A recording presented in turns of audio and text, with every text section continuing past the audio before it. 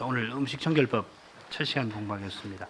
우리가 지금 정결법전을 공부하고 있는데 이 정결법전은 이스라엘이 제사장 나라로서 서나가도록 주신 실행법전입니다. 이스라엘에게 두 사명이 있는데 언약의 하나가 제사장 나라의 사명이고 또 하나가 거룩한 백성의 사명인데 하나님께서 레위기 1장부터 10장까지는 이 제사장 나라로서 서나갈 수 있는 근간되는 제도를 주셨습니다. 그것이 제사와 제사장 제도고 그 제도 위에서 이제 하나님께 가까이 나가는 제사장 나라로 서서 나갈 수 있도록 주신 법이 정결 법전입니다. 11장부터 16장까지가 되겠습니다. 이스라엘이 사명을 이루려면 꼭 필요한 시행법입니다. 이 삶에서 지켜나가야 하는 그런 법입니다. 그 다음 단락 이스라엘이 회막에 나아가려면 성막에 나아가서 하나님을 배우려면 반드시 갖춰야 할 조건이 있는데 그것이 바로 정한 상태입니다. 여호와 하나님은 거룩하신 하나님이시고 자기를 가까이 하는 자 중에 제사장 중에 그 거룩함을 나타내시고 그들이 대표하는 온 백성 앞에 영광을 나타내시는 분입니다. 그런 까닭에 죄 있는 이스라엘이 거룩하신 하나님께 나아가려면 반드시 하나님이 친히 베푸신 구원의 은혜를 유지해야 합니다. 하나님께서 오직 은혜로 언약 안에 자기들을 들이셨다는 사실 위에 굳건히 서야만 합니다. 이게 정한 상태에 있는 겁니다. 여호와께서는 이런 언약의 중요한 내용을 보여주시고 믿음으로 이런 언약의 교제를 누릴 수 있도록 하시려고 친히 부정한 상태를 지정하시고 또 그 상태에서 벗어나는 길을 제시하셨습니다. 그러니까 이 부정한 상태는 제사 의식과 관련되는 겁니다. 제의와 관련되는 겁니다. 쉽게 생각해서 길을 가다가 짐승의 사체를 만지게 되었다든지 이스라엘의 어머니가 언약 백성을 낳았다고 해서 그것 자체를 죄지었다고 말할 수는 없을 겁니다. 더욱이 유출병 여인이 앉았던 자리에 앉거나 누웠던 자리에 누워도 부정해지는데 예를 들면 어머니가 그런 상태에 있으면은 아이가 그 어머니 그 누웠던 자리에 누울 수 있는 거고 접촉할 수가 있는데 그래서 부정한 상태에 떨어졌다고 해서 그 죄지었다고 말하기는 어려울 겁니다. 다만 이 부정한 상태에 있는 동안 하나님이 지정하신 그 부정한 상태에 있는 동안에는 제사에 나가거나 혹은 화목제 음식을 먹거나 하지 말고 또 문둥병에 걸린 동안에는 집 바깥에 있어야 한다 하고서 하나님이 지정을 하신 것뿐입니다. 왜 그렇게 하셨을까? 여기에 이제 우리 공부하는 목적이죠. 이 법의 취지가 무엇이겠는가? 이게 레위기 정결법뿐만 아니라 무릇 모세의 법을 배우는 목적일 것입니다. 이 문제에 관해서 여러 의견이 제출되어 있긴 합니다만 어느 견해도 충분한 견해가 근거를 갖지 못합니다. 우리는 성경은 성경으로 해석한다 하는 우리 고백수의 원칙 위에 서고자 합니다. 자, 그럴 때 이 레위기의 부정 상태들은 창세기 1장부터 3장까지 나오는 중요한 주제와 아주 일치합니다. 이건 아무도 부정 못할 것 같아요. 하나님께서 창조하시면서 우리 인생에게 선악과 금령과 창조 명령을 내리시면서 사람이 하나님을 어떻게 대할 건가, 동료 인간은 어떻게 대할 건가, 피조물은 어떻게 대할 것인가를 규정하셨는데 우리 인생이 선악과 금령을 위반해서 바로 이 세 가지 주제와 관련해서 심판을 받게 됩니다. 부정한 상태, 하나님이 지정하신 이 부정한 상태는 이 심판받는 상태, 저주 아래 있는 상태를 제사 의식적으로 가장 특징적으로 표시해주는 그런 것들, 상징하는 것들입니다. 가령 인생이 저주받은 땅에서 땀 흘려 농사지어야 겨우 먹을 것을 얻게 되었다가 홍수 이후에는 동물을 먹게 되었습니다만은 음식 정결법은 타락 이후에 발생한 이 동물 식사와 관련해서 심판받은 상태를 상징하는 그런 부정 상태를 규정합니다. 이건 우리가 조금 후에 논의를 할 겁니다. 그처럼 인생이 타락한 후에 여인이 계속해서 아이를 낳지만은 극심한 고통 중에서 낳게 되고 여자가 남편을 자주정하고 반대로 남편은 힘으로 아내를 누리려고 합니다. 출산 정결법과 유출병 정결법은 바로 이 저주의 상태를 상징하는 그런 두 개의 상태를 부정한 상태로 규정해 놓고 있습니다. 또한 하나님이 거룩하신 분인데 그래서 우리에게 말씀하시고 명령하시는 분인데 인생이 이런 거룩하신 하나님의 거룩하심을 침해한 결과 사망의 형벌을 피할 수 없게 되었습니다. 지난주에 생각한 대로 이 문둥병은 하나님의 거룩하심을 침해한 결과로 받는 형벌을 상징합니다. 그러니까 뭐 문둥병에 걸렸다고 해서 전부 다 저 사람 하나님 거룩하심을 치면 죄인이어서 하나님이 문둥병을 내리셨나 보다 이렇게 생각하면 안 됩니다. 이건 상징이에요. 미리암이나 육시아 왕의 경우에서 환히 드러나듯이 이 문둥병은 하나님의 거룩하심을 치면 사람에게 하나님이 치실 때에 그 나타나는 아주 현상적으로 뚜렷한 어떤 모습이죠. 그 상태라고 할 수 있죠. 그래서 하나님께서는 이 문둥병을 특별히 모든 병 중에 다른 거 아니고 이 문둥병을 딱 택해서 이건 부정한 상태고 가장 심각한 부정 상태다 이렇게 규정을 하시고 거기서 회복되는 길을 교훈합니다. 자, 이런 해석이 타당하다면은 하나님께서는 부정한 상태를 친히 규정해 주심으로써 우리 인생이 아담 안에서 타락한 상태가 무엇인가를 생생히 보여주려 하시는 겁니다. 이스라엘은 이 부정한 상태를 통해서 아담 안에 있는 상태, 곧 하나님의 저주 아래 있는 상태, 전에 하나님 언약 바깥에 있었던 상태, 죄와 허물로 죽었던 상태가 무엇인지를 잘 배울 수가 있습니다. 특별히 이 부정한 상태들은 창조의 세 주제와 면밀히 밀접한 연결이 되어 있습니다. 인생이 하나님, 동료, 인생 그리고 피조물을 대하는 태도와 관련되어 있습니다. 하나님이 이스라엘을 출애굽시켜서 시내산에서 그들과 언약을 맺으신 것은 이 하나님의 저주 아래 있었던 데에서 벗어나서 처음에 사람을 지으신 이 세상을 지으신 본의를 이룰 수 있는 대로 나아가게 해주시는 거죠. 그래서 시내산 언약도 은혜 언약입니다. 이스라엘이 정결 법전을 준수할 때에 창조, 타락, 구속에 관한 하나님의 거룩한 경륜을 배울 수가 있게 되는 것입니다. 참 이스라엘이라면은 이런 법전을 통해서 또 일상생활에서 이 법전은 일상생활을 규율하는 거 아니에요. 먹는 거, 부부관계, 혼인관계, 가정관계를 맺고 사는 거, 또 하나님을 대하는 거, 다 이 삶의 전반에 관련되는 건데, 그래서 이 삶 전체에서 여호와와 그 메시아를 믿는 믿음으로 말미암아 하나님의 속죄를 확신하고 하나님 주시는 은혜 위에서 민족의 사명, 언약 백성의 사명을 이루며 나갈 수 있게 될 겁니다. 하나님께서 얼마나 지혜가 깊으신지 거룩하고 오묘하신지 이런 데서도 우리가 짐작할 수가 있겠습니다. 자, 오늘은 먼저 이 음식 정결법의 내용을 간략하게 살피고 그래서 그 내용 중에 한 전반부를 오늘 배울 수 있으면 다 배워보려고 합니다. 보시면은 1절과 2절 상반절까지는 머릿말이고 거기 해당되게 맨 밑으로 가면 46절과 47절에 마치는 말이 나옵니다. 사쪽으로 먼저 한번 가시죠. 거기 보면은 그 마치는 그 말, 맺은 말이 나오는데 46, 47절 같이 한번 읽어보시죠. 이는 짐승과 새와 물에서 움직이는 모든 생물과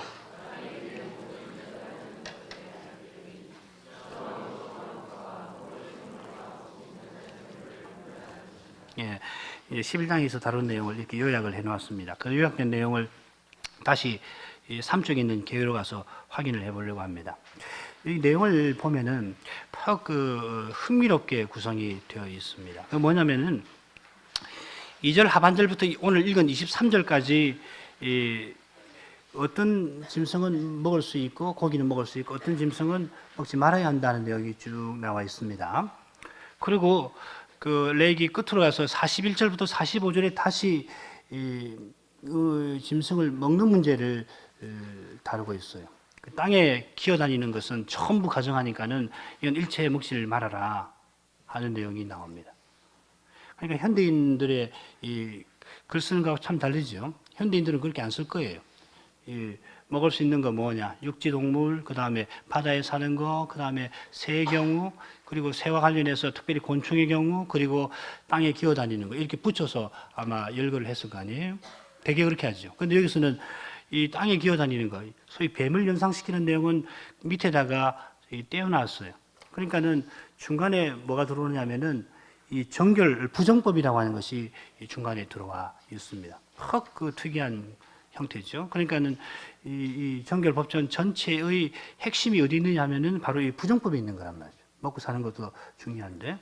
근데 부정법을 한번 보시면은 24절부터 40절까지인데 이 부정법은 머릿말이 먼저 나옵니다. 이 사체 사체를 만지는 거, 옮기는 것과 관련해서 부정해지는 것을 다룰 거다 하고서 24절부터 26절에 말하고, 그 다음에 한번 보세요.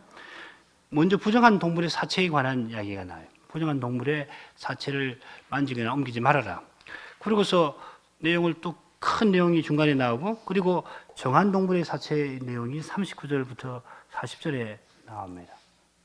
그리고 그 중간에 뭐가 나오냐면은 땅에 기어다니는 것들에 의해서 집안 물건들이나 집기나 이런 것들이 어떻게 해서 오염되는가 하는 문제가 가장 길게 10절이죠, 그죠? 29절부터 38절, 24절부터 40절까지면 모두 17개 절이 있는데 그 중에 절반 이상이 여기 중간에 딱 배치가 되어 있습니다.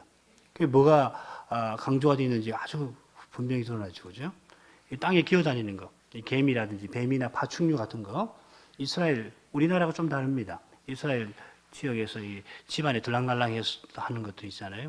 뱀을 연상시키는 그런 짐승들이 집에 들어와서 특별히 그 죽어버리면은 그 집안에서 사용하는 집기들이 오염된다는 거. 그 내용이 지금 맨 중간에 나와 있어요. 그렇게 돼 있죠. 그러니까 이 음식 정결법의 이 구절을 보면은 이 음식 정결법을 어떻게 해석해야 할 것인가 하는 그 해석의 장치를 지금 모세가 우리에게 던져주고 있다고 말할 수 있어요. 자, 이런 정도를 아시고 사적으로 가시죠.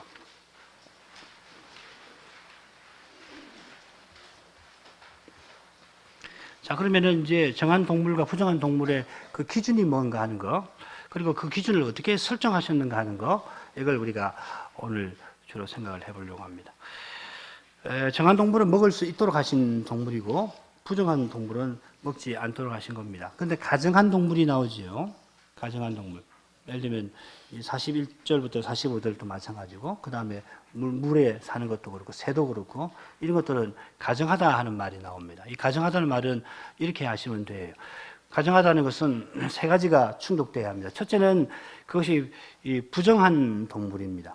정한 동물 아니고 부정한 거. 그리고 둘째로는 사체와 관련되는 겁니다. 만지거나 그러면 가정해지지 않아요. 이 사체를 먹는 거. 부정한 동물의 사체를 먹을 때 가정해지는 겁니다.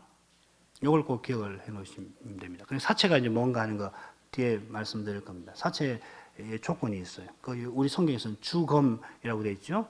주검을 먹는다든지 하면은, 먹으면은 가정해지는 거예요. 그런데 부정한 동물의 사체를 만지거나 옮기면은 가정해지지는 않습니다. 그냥 부정해지는 거예요. 그리고 하루 부정해졌다가 다시 이제 저녁 되면 회복이 되는데, 이 부정한 사체를 섭취를 하면은, 먹어버리면은 이건 심각해져요. 가정하다는 말은 끊어져 버리는 겁니다. 백성 중에서 하나님이 끊어내버리시는 겁니다. 아주 무서운 것이죠. 이 조건을 꼭 기억하시길 바랍니다. 자, 그러면은 전반적으로 이제 정한 동물, 부정한 동물 이렇게 나눌 수 있는데 그 기준이 5쪽에 나옵니다. 육지 사는 동물 같은 경우는 두 가지가 충족되어야 합니다. 첫째는 되새김질을 해야 하고, 동시에 이 굽이 있고 굽이 갈라져서 쪽발이 되어야 합니다. 이 두 가지가 다 갖춰져야 합니다. 하나만 갖춰지면은 부정한 겁니다. 그러니까 양이나 소나 염소 같은 것들이 정한 거고, 약대, 토끼, 돼지, 개, 사반 뭐 이런 것들, 소리 종류 아닌가 싶어요. 사반은. 그 다음에 물에 사는 동물은 이 두 가지인데 지느러미하고 비늘이 갖춰져야 합니다. 부정한 것은 이 둘 중에 하나가 갖춰지지 않은 것은 부정합니다. 날아다니는 새의 경우는 하나님께서 그 기준을 말씀해 주시지 않고 부정한 것들이 뭔가 하는 것을 쭉 열거를 해 놓으셨습니다. 그래서 역으로 정결한 것은 우리가 추측해 볼 수 있는데 닭이나 비둘기 같은 것들 아니겠나 싶습니다. 그 다음에 날개 있고 기어다니는 거, 이게 매우 흥미로운 부류인데 이게 새 종류라고 말할 수도 있고, 어떻게 보면은 이제 기어다니는 종류라고 말할 수 있는데, 이 날아다니는 것하고 그 다음에 기어다니는 것하고 겹치는 부분이라고 할 수 있습니다. 여기서 기준은 뭐냐면 전부가 가정합니다. 그런데 그 중에 예외적으로 이 뒷발로 뛰는 다리가 있는 메뚜기류는 먹을 수가 있다, 이렇게 말씀을 하시고 있습니다. 그러니까 이 등급이 있어요. 나중에 자료집 보시면 알겠지만 등급이 딱 지어져 있습니다. 처음부터 마지막까지 이 등급이 차례대로 밑으로 갈수록 전부 다 가정한 거예요. 뱀 종류는 뭐 죄다 가정하니까 그는 뭐 아예 먹을 생각하지 말아라 하는 거. 그 다음에 날개 있고 기어다니는 것 중에서는 메뚜기는 먹을 수가 있다. 그 다음에 새는 어느 정도만 먹지 말아라. 요거 빼고는 먹어라 이 말이죠. 그죠? 그 다음에 물이나 그 다음에 육지동물은 기준을 주셨습니다. 자, 그렇게 아시고요. 6쪽으로 가보죠.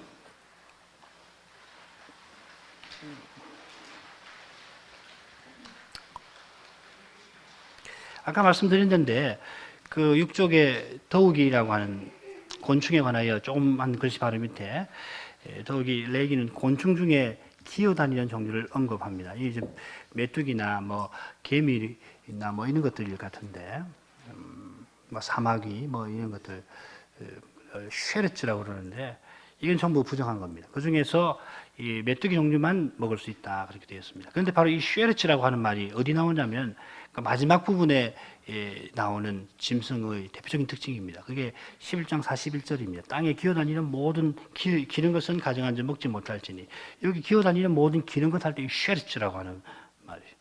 이 뱀 종류는 전부 가정하니까 먹지 말아요. 여기는 뭐 예외가 없습니다. 가장 가정한 거죠. 말하면 이 음식 정결법을 해석하는 데 있어서 이 기준이 되는 것이 바로 이 뱀의 특징을 가진 것들은 먹어서 안 된다 이 말이에요. 6종 밑에 나옵니다. 그러면 무엇이 정한 동물, 부정한 동물이 되게 합니까? 그 기준이 뭡니까? 7페이지로 가보죠. 우리가 분명히 해야 할 내용 하나가 있습니다. 그건 전에도 말씀드렸습니다만은 동물이 본질적으로 뭐 정하든지 부정하든지 이 동물이 생리적으로 어떤 놈은 정하고 어떤 놈은 부정한 것이 있고 그런 거 아니다 이 말이죠. 너희에게 부정하고 이스라엘에게 정하고 이스라엘에게 부정한 겁니다. 하나님이 태초에 모든 것을 선하게 창조하셨습니다. 물론 이제 타락한 이후에 땅에서 뭐 엉겅퀴 같은 거, 가시나무 같은 종류가 나긴 하죠. 그러나 이 동물과 관련해서 뭐 동물의 형태가 바뀌었다. 뱀은 뭐 기어다니게 하셨고 그 외에는 뭐 그런 거 생각해 볼 수 없는데 처음에는 뭐 죄다 선하게 창조하셨습니다. 죄는 사람이 범한 겁니다. 그 결과 타락의 결과가 이 피조물에게 미쳤죠. 그리고 본래 식물을 먹던 짐승 중에서 어떤 것들은 육식 동물이 되기도 했습니다. 그러나 육식을 하지 않는다고 정한 동물 되는 거 아니죠. 채소만 먹는 것들은 전부 다 정하냐면 그거 아니잖아요. 부정한 새 중에 어떤 것은 맹금류가 아닙니다. 전부 맹금류 아니에요. 맹금류 아닌 것도 있습니다. 그러면은 이 부정하다고 하셨을 때 뭘 가지고서 부정하다고 하셨는가? 그 근거가 뭔가? 그거 네 가지 우리가 살펴봤는데 중요한 것은 하나님이 이런 것들은 너희에게 부정하다고 정하셨습니다. 그리고 우리가 해석한 대로는 이 부정한 상태는 타락한 인생에게 심판하신 저주의 상태를 상징하는 것이라 해석을 했습니다. 그래서 우리가 할 일은 각 기준에서 정한 동물과 부정한 동물을 나누는 기준에서 이 타락한 인생에게 내리신 저주의 상태를 상징하는 내용이 무엇이겠는가 하는 것을 살펴야 할 겁니다. 그 다음 단락입니다. 7쪽의 밑에서 두 번째 단락. 우리가 앞서 레기 11장 계획에서 언급한 대로 땅에 기어다니는 짐승이 음식에서 부정한 상태를 가장 대표적으로 보여준다고 할 수 있습니다. 땅에 기어다니는 짐승에서 대표적인 것이고 부정한 상태와 관련한 우리 해석에서 가장 중요한 동물은 뱀일 겁니다. 하나님이 진노를 받은 상태와 관련해서 뱀의 가장 특징적인 것은 흙을 먹고 흙에서 기어다닌다 하는 겁니다. 그래서 어떤 학자들은 뱀처럼 운동하는 짐승들, 특별히 물짐승은 부정하다고 합니다. 뭐 뱀장어 같으면 모르겠지만은 상어나 고래 같은 짐승의 운동 양태가 뱀과 같아 말할 수 있을는지 무리일 겁니다. 부정한 상태가 타락한 인생에게 내리시는 저주의 상태를 상징한다고 할 때 뱀이 받은 저주의 내용이 뭔가 이걸 생각하는 것이 자연스러울 건데요. 그럴 때 성경에서 단연 돋보이는 것은 흙입니다. 마지막 단락, 이 흙이 하나님의 저주와 관련된다는 사실은 성경에서 쉽게 확인할 수 있습니다. 여호와께서 아담들 너는 흙이니 흙으로 돌아가라. 이 저주를 이야기합니다. 진토 위에 있는 죄인이라. 이것도 마찬가지죠. 마태복음 10장에 한 내용 한번 읽어보죠. 누구든지 너희를 영접도 아니하고 너희 말을 듣지도 아니하거든 그 집이나 성에서 나가 너희 발에 먼지를 떨어 버리라. 내가 진실로 너희에게 말하노니 심판날에 소돔과 고모라의 땅이 그 성보다 견디기 쉬우리라. 제자들이 하나님 나라의 복음을 전파할 때 그들이 영접하지 않고 그들의 전하는 복음을 듣지 않으면은 그 성에서 밟았던 그 발의 먼지를 떨어버리라 하셨습니다. 이건 뭘 의미하냐면은 15절에 있는 것처럼 그 심판을 나타내는 겁니다. 저주가 임할 거라 하는 것을, 그 성에 저주가 임할 것이라고 하는 것을 상징하는 거예요. 그 흙이 뭐냐면은 그 저주를 가리키는 거겠죠. 비슷하게 호렙산에서 여호와 하나님이 임재하셔서 모세를 보시고 모세를 부르시는 장면에서도 그렇습니다. 출애굽기 3장 5절, 하나님이 가라사대 이리로 가까이 하지 말라. 부르시면서 이리로는 가까이 하지 말라 하십니다. 너의 선 것은 거룩한 땅이니 내 발에서 신을 벗어라. 이 우리 현대인의 상식적 관념에 따르면은 거룩한 곳이니 오히려 신을 신어야 할 것 같은데 신을 벗으라 하십니다. 그 이유는 거룩한 땅 바깥에서 돌아다닌 그 신에 묻은 흙 때문에 그렇습니다. 그 흙을 묻혀서 이 거룩한 곳에 묻히지 말아라. 그 흙 묻은 신발은 벗어놓고 맨발로 이 거룩한 곳에 발을 디디라 하는 겁니다. 그래서 성소에서 일하는 제사장들은 맨발로 봉사를 합니다. 육지 짐승이 정한 것이 되려면 굽이 갈라져야 하는데 이 갈라진 굽은 저주의 상징인 흙과 분리시키는 역할을 합니다. 그처럼 수중 짐승은 짐승을 물에서 분리시키는 비늘이 있어야 합니다. 이 물이 하나님의 진노를 상징한다는 것은 잘 아시죠? 노아의 홍수를 생각하시면 됩니다. 시편에 그런 상징들 많이 나옵니다. 그래서 요한계시록 21장에 가면은 2절인가요?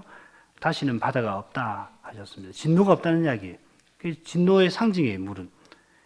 비늘은 이 물을 짐승과 격리시키는 역할, 굽과 같은 역할을 한다고 볼 수가 있겠습니다. 새의 경우는 어떠냐? 새의 경우는 퍽 어려워요. 기준을 주시지 않았기 때문에.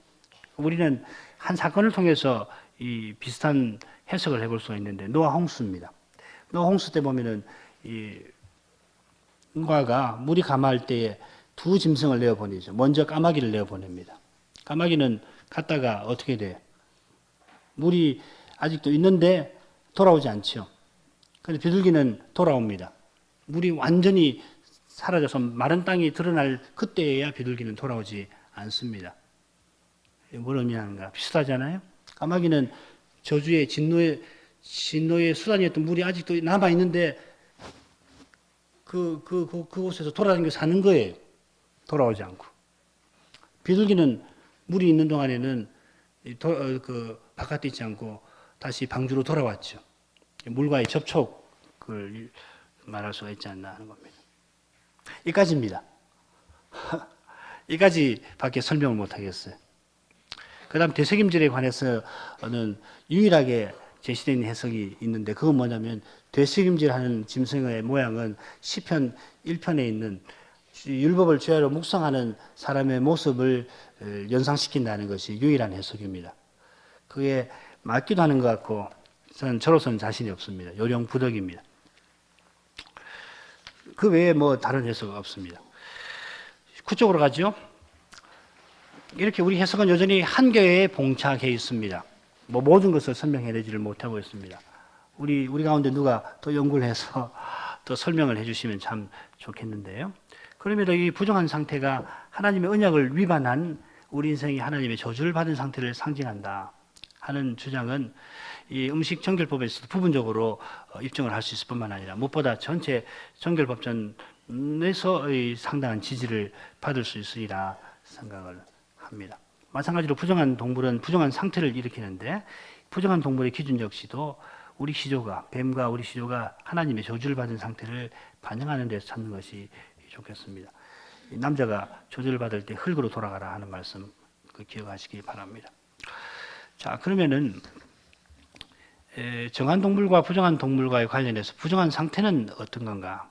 그게 이제 부정법 24절부터 40절까지 내용이 될 겁니다. 어떤 의미에서 이 부정법은 음식법보다 상위의 법이 됩니다. 왜 그러냐면은 여기서 지금 제시하는 이 부정의 오염, 부정이 전달되는 그 원칙이 여기 제시가 되어 있기 때문에 그렇습니다. 다른 뭐 산모나 유출병이나 뭐 이런데 또 부정법이 나오는데 그걸 어떻게 해석해야 되는가 원칙이 여기 이 부정법에 나와 있기 때문입니다. 자, 앞서 언급한 대로 이 부정법은 독특한 구조를 갖고 있습니다. 머리말 나오고 그 다음에 세 개의 소달락 나오는데 먼저는 부정한 동물의 사체에 관한 거, 그리고 두 번째로는 땅에 기어다니는 것에 대한 오염에 관한 거, 그것이 가장 길다고 말씀드렸습니다. 그리고 마지막으로 정한 동물의 사체에 관한 단락이 있습니다. 그러니까 이 부정법의 핵심 내용은 중간에 땅에 기어다니는 것에 의해서 이스라엘 집안의 기구들이, 음식 기구들이나 뭐 물이나 뭐 종자나 이런 것들이 오염되는 것에 강조점이 놓여 있다는 것을 알 수가 있겠습니다. 10쪽으로 가보죠. 먼저 이 부정법 머릿말부터 좀 간단히 살펴나가야 하는데, 11절 24절에 보면은 이런 이유는 너희를 부정케 하나니 누구든지 이것들의 죽음을 만지면 저녁까지 부정할 것이요 그 죽음을 옮기는 자는 그 옷을 빨지니 저녁까지 부정하리라. 무릇 굽이 갈라진 짐승 중에 쪽발이 아닌 것이나 새김질 아니하는 죽음은 다 너에게 부정하니 만지는 자는 부정할 것이요. 이렇게 되어 있습니다. 여기 우리말 개혁 표현들을 보자면은 이런 이유는 했으니까는 23절과 이어지는 것처럼 해석을 해놨습니다. 이런 이유, 그러니까 바로 앞에 나오는 날개 있고 걸어다니는 곤충을 가리키는 거 아닌가. 그렇게 보지 말고 이런 이유는 다음에 나오는 것들을 가리키는 것으로 보는 것이 좋습니다. 그렇게 해석을 해야 합니다.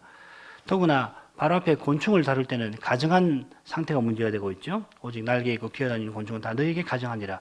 그런데 24절부터 26절의 문제는 부정의 문제예요. 가정한 거와 관계없습니다. 무슨 말이냐면은 가정하다는 것은 이 부정한 동물의 사체를 먹는 경우에 가정하다고 그랬거든요.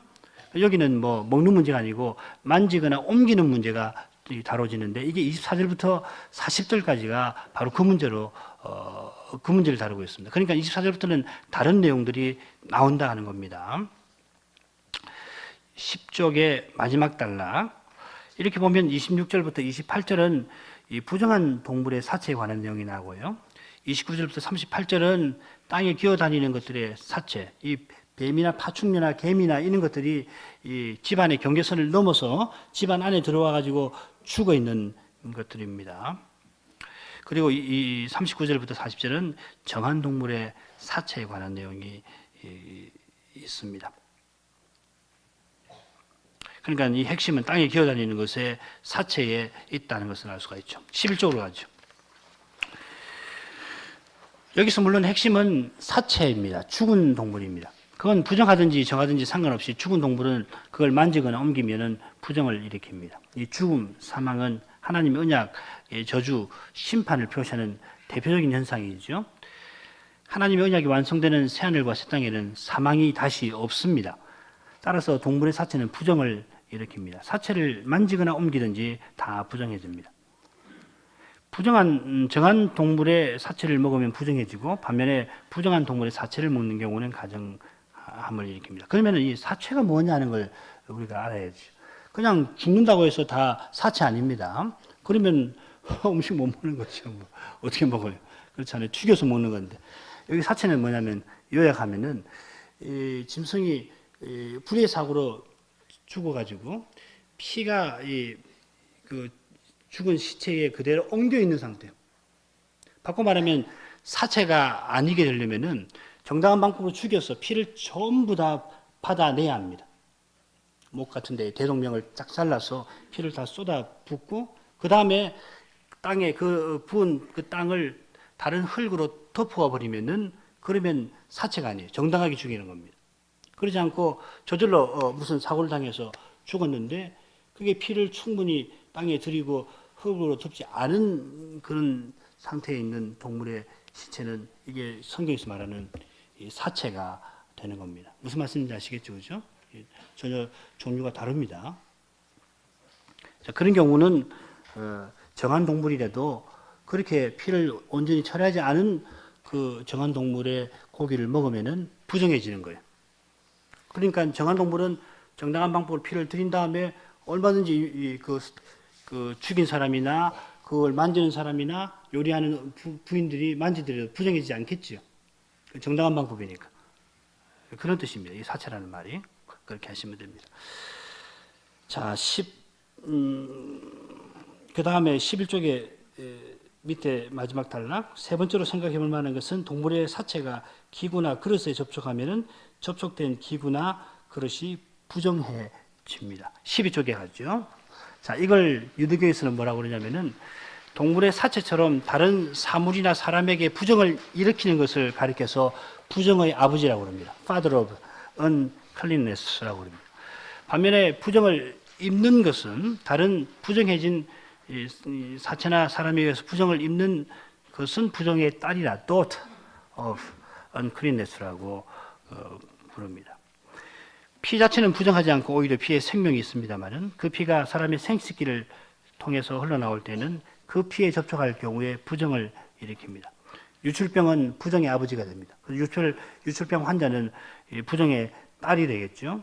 동시에 이 유출병 환자가 앉은 자리는 부정해집니다. 그러니까 유출병 환자는 부정의 아버지가 되고 그가 앉았던 자리는 부정의 딸이 됩니다. 그리고 유출병자가 앉았던 자리에 또 다른 사람이 앉으면은 그 사람도 부정해집니다.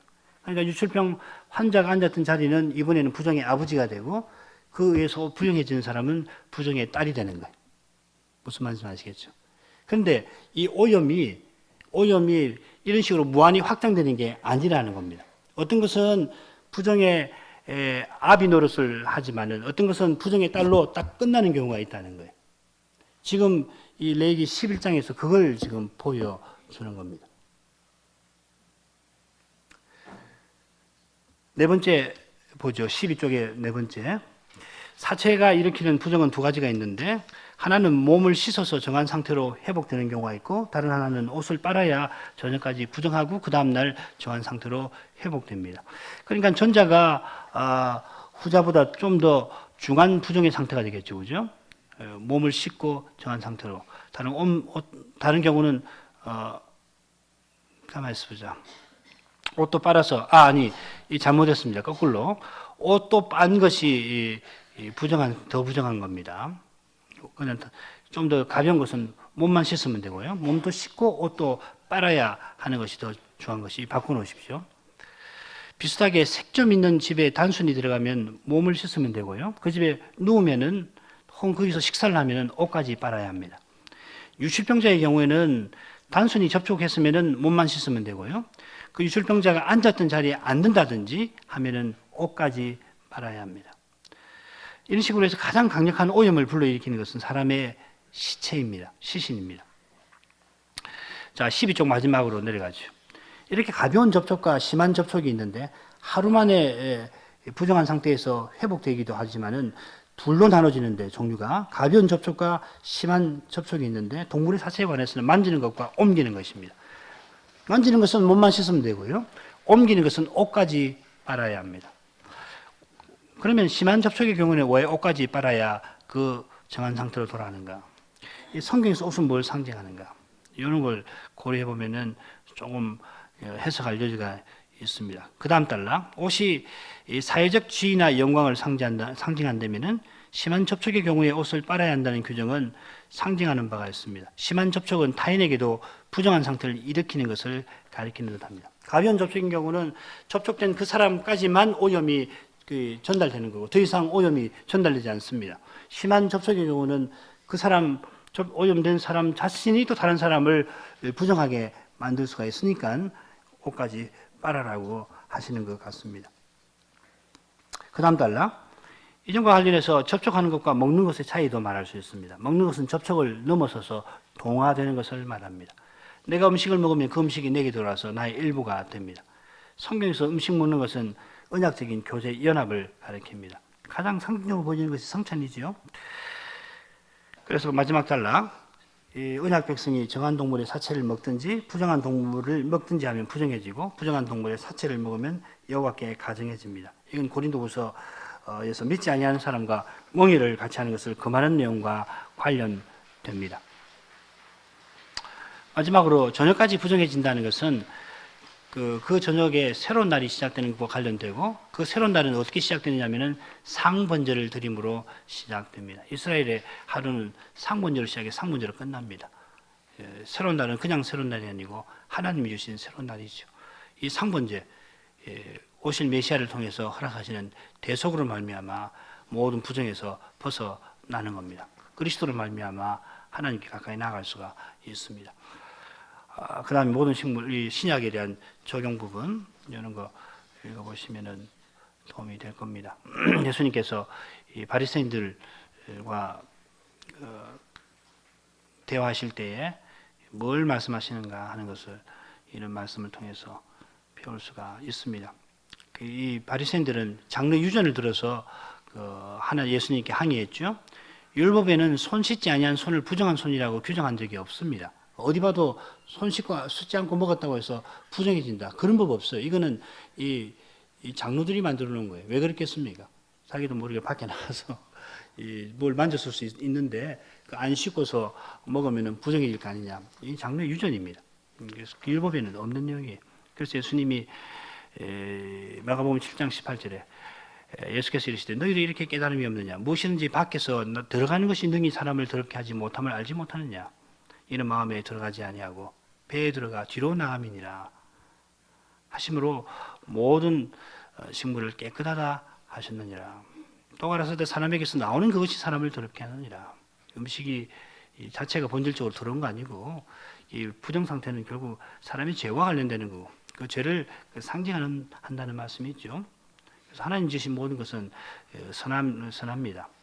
그래서 식물 먹는 것 자체가 죄악될 턱도 없고 식물은 감사함으로 먹으면 됩니다. 이 음식 정결법은 모세의 제도 아래에서만 시행되었던 겁니다.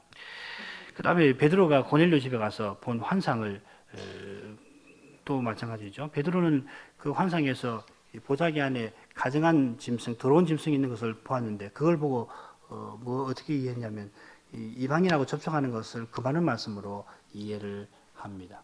그러니까 이 음식 정결법을 우리가 어떻게 해석해야 하는가 하는 것을 이 베드로 사건을 통해서 예수님의 교훈을 통해서 배울 수가 있다는 겁니다. 이거는 다른 기회에 배워보도록 하겠습니다. 기도하시죠.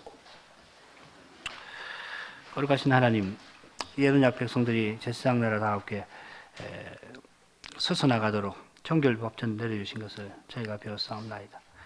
이와 하나님이 이 법전을 내려주신 뜻을 더욱 잘 깨닫게 하여 주시옵소서.